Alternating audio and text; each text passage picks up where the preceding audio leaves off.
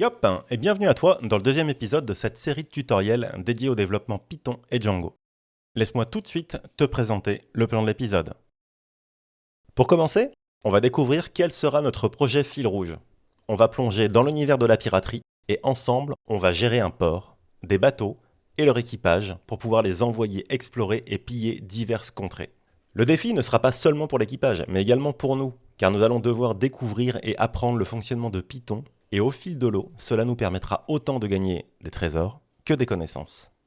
Ensuite, on va parler des éditeurs de texte. C'est un outil indispensable et important pour tout développeur. On va faire le tour ensemble des principaux éditeurs de texte disponibles sur le marché. Et pour finir, on va se lancer dans la création du projet fil rouge en lui créant localement un environnement virtuel dédié pour pouvoir maintenir nos développements organisés et isolés. Il est l'heure de t'en dire plus sur le projet fil rouge. Il va s'appeler le projet Pirate. Dans Pirate, on va plonger dans l'univers de la piraterie. Tu vas devenir le capitaine d'un équipage de marins courageux ou pas, et tu vas pouvoir les envoyer en mer, ils vont explorer, et ils vont te ramener des trésors ou pas. Tu seras mis au défi de prendre des décisions stratégiques. Tu vas devoir planifier des voyages en mer, tu vas devoir gérer des ressources, faire fructifier ton port et ton trésor. Mais pas seulement en tant que capitaine, aussi en tant que développeur. Et donc tu vas devoir apprendre, faire des choix autant techniques que fonctionnels. Pour ma part, moi je serai là pour te partager mes connaissances et te guider.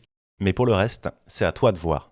Au fil des épisodes, on va créer ensemble cette application, qui pour commencer sera basique, et petit à petit, on va ajouter des fonctionnalités et on va aborder un maximum de sujets.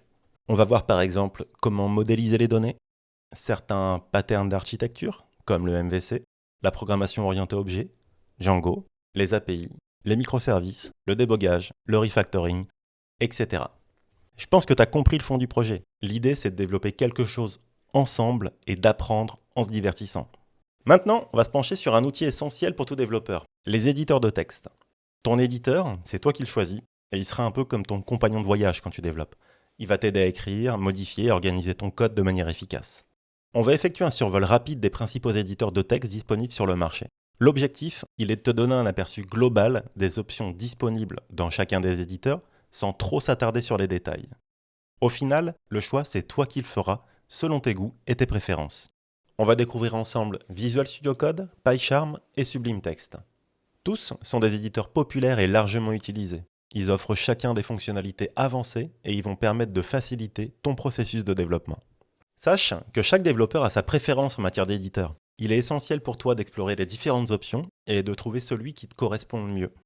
Que t'optes pour un éditeur pour sa simplicité, pour sa puissance ou sa polyvalence, peu importe en réalité. N'oublie surtout pas que c'est pas l'éditeur qui fait le développeur. VS Code, c'est un éditeur de texte open source développé par Microsoft. Sa popularité tient à sa simplicité d'utilisation, sa puissance et sa grande communauté de développeurs qui créent des extensions qui te permettent de personnaliser ton expérience de développement. Une des grandes forces de VS Code, c'est son écosystème d'extensions. Tu pourras étendre les fonctionnalités de base de l'éditeur en y ajoutant des extensions qui vont répondre à des besoins spécifiques. Par exemple, il y a des extensions pour Python, pour Git, pour déboguer et bien plus encore. Tout ça, ça va te permettre d'améliorer ton VS Code en fonction de tes préférences. Pour démarrer avec VS Code, il te suffit de télécharger l'application et de l'installer. Ensuite, tu pourras explorer les extensions disponibles sur le marketplace pour ajouter des fonctionnalités spécifiques dont tu as besoin. VS Code peut être un excellent choix pour ta boîte à outils de développement Python, que tu sois un développeur débutant ou expérimenté. PyCharm est un éditeur de texte développé par JetBrains et est spécialement conçu pour les développeurs Python. Il offre une expérience riche et complète pour la création de projets Python. Il est apprécié pour sa convivialité et ses fonctionnalités spécifiques à Python. Il offre un large éventail d'outils pour t'aider à développer plus rapidement et plus efficacement, comme par exemple des fonctionnalités de débogage, de refactoring ou de tests unitaires intégrés. PyCharm existe en deux versions, une version communautaire gratuite ainsi qu'une version professionnelle payante avec des fonctionnalités avancées. Pour les débutants et les développeurs chevronnés, PyCharm peut fournir un environnement de développement puissant et convivial. Pour commencer avec PyCharm, tu peux télécharger la version communautaire depuis le site de JetBrains. Une fois installé, tu peux créer un nouveau projet, configurer tes interpréteurs, les environnements virtuels et commencer à coder.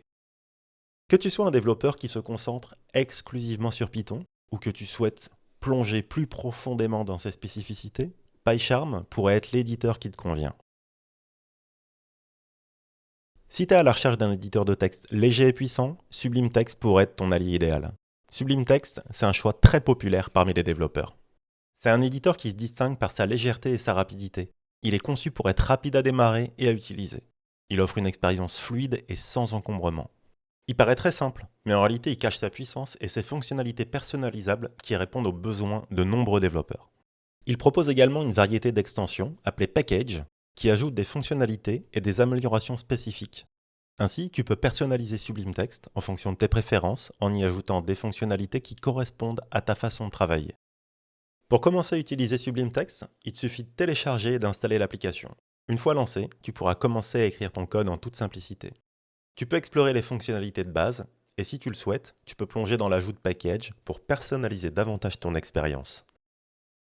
Maintenant qu'on a fait le tour de ces 3 éditeurs de texte, comment choisir le bon éditeur de texte pour toi? Clairement, ça dépend de tes préférences personnelles et des fonctionnalités qui t'importent le plus. Personnellement, de mon côté, je travaille sous Linux, et j'ai trouvé en PyCharm un excellent compagnon pour mes projets Python. Cependant, je t'encourage, toi, à essayer les différents éditeurs et à choisir celui qui te correspond.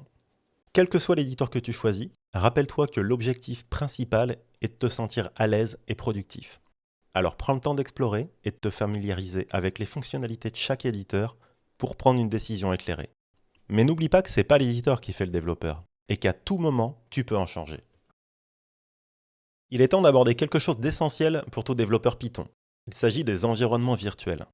Dans cette section, on va découvrir pourquoi les environnements virtuels sont importants et comment ils peuvent faciliter le développement. Un environnement virtuel, c'est un peu comme un environnement cloisonné qui te permet de travailler sur un projet Python sans interférer avec d'autres projets que tu as sur ton système. Ça signifie que tu peux avoir différentes versions de bibliothèques, de packages et d'interpréteurs Python pour chaque projet et le tout sans conflit. Un des avantages majeurs des environnements virtuels, c'est qu'ils te permettent de gérer efficacement les dépendances de projet. Tu peux isoler les bibliothèques et les packages spécifiques à chaque projet, ce qui facilite la gestion des versions et évite les conflits indésirables. Pour créer un environnement virtuel, tu peux utiliser l'outil Venv intégré à Python. Lorsque tu crées un environnement, il est préférable de le placer dans le répertoire de ton projet. Ça garantit que tous les fichiers liés à ton projet sont regroupés. Une fois que ton environnement virtuel est créé, tu peux l'activer et le désactiver quand tu veux en fonction de tes besoins. Ça te permet de passer facilement d'un projet à l'autre tout en garantissant que les dépendances restent séparées et gérées de manière efficace. Si tu utilises PyCharm, il peut prendre en charge la gestion des environnements virtuels directement depuis l'interface utilisateur et pour chacun de tes projets. Ça t'évitera d'avoir à les gérer manuellement, mais il reste important de savoir comment tout ça fonctionne. Que tu sois un développeur débutant ou expérimenté, l'utilisation d'environnements virtuels est une pratique recommandée pour gérer tes dépendances et garder tes projets organisés. Dans le cadre de ce projet, on ne va pas avoir besoin tout de suite d'installer des librairies, mais je te demande de me croire sur parole. Créer tout de suite l'environnement virtuel et l'utiliser t'évitera beaucoup de soucis par la suite. Maintenant que tu comprends l'importance des environnements virtuels, on va passer à la pratique. Ensemble, on va créer un environnement virtuel à l'aide de l'outil Venv intégré à Python. Pour ça, on va ouvrir un terminal et on va se déplacer là où on veut héberger notre projet. Dans mon cas, ce sera dans PyCharm, Project. Et ici, on va créer un nouveau répertoire qu'on va nommer Pirate, le nom du projet, et on se déplace à l'intérieur. Il est également dans les bonnes pratiques d'utiliser un gestionnaire de version comme Git quand on développe un projet. Mais pour ne pas surcharger d'informations, ici j'ai fait le choix de traiter ce sujet plus tard, dans une vidéo dédiée. L'idée c'est qu'ici on puisse se concentrer pleinement sur le développement dès le prochain épisode. Une fois dans le répertoire du projet, pour créer l'environnement virtuel, on va utiliser la commande python-m venv et le nom du répertoire qui va accueillir notre environnement virtuel. Dans notre cas, ce sera venv, puis entrée, et l'environnement est créé. On peut voir qu'il y a un nouveau répertoire venv où on est. Et si on regarde à l'intérieur, on peut voir que Python et les librairies sont installées. Pour utiliser l'environnement virtuel, il faut l'activer.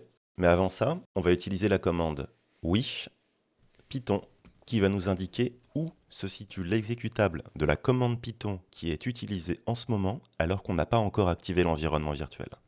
On voit qu'il se trouve dans user bin Python et il s'agit du Python installé sur mon système. Et maintenant, on va activer l'environnement virtuel. Alors sous Linux et Mac, ça se fait avec la commande source venv bin activate, où venv est le nom du répertoire qui accueille l'environnement virtuel. Et sous Windows, on utilise le nom de l'environnement virtuel /script/activate. Maintenant, on peut voir que l'environnement virtuel est activé en regardant la toute fin de mon prompt.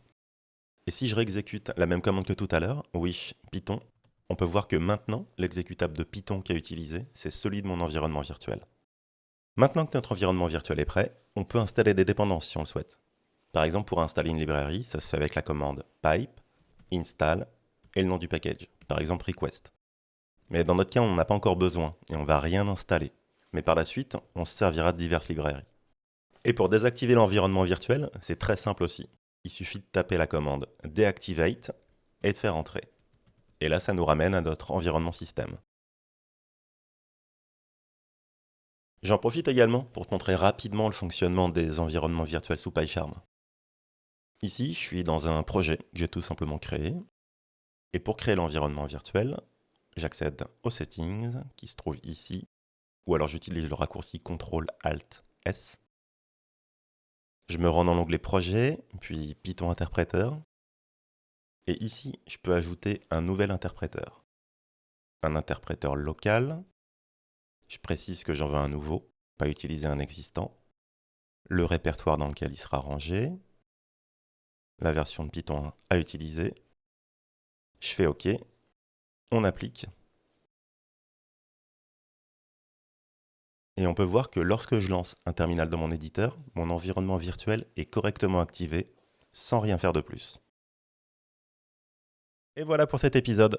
On a pu y découvrir différents éditeurs de texte afin que tu puisses en choisir un. Nous avons également créé notre projet et lui avons dédié un environnement virtuel.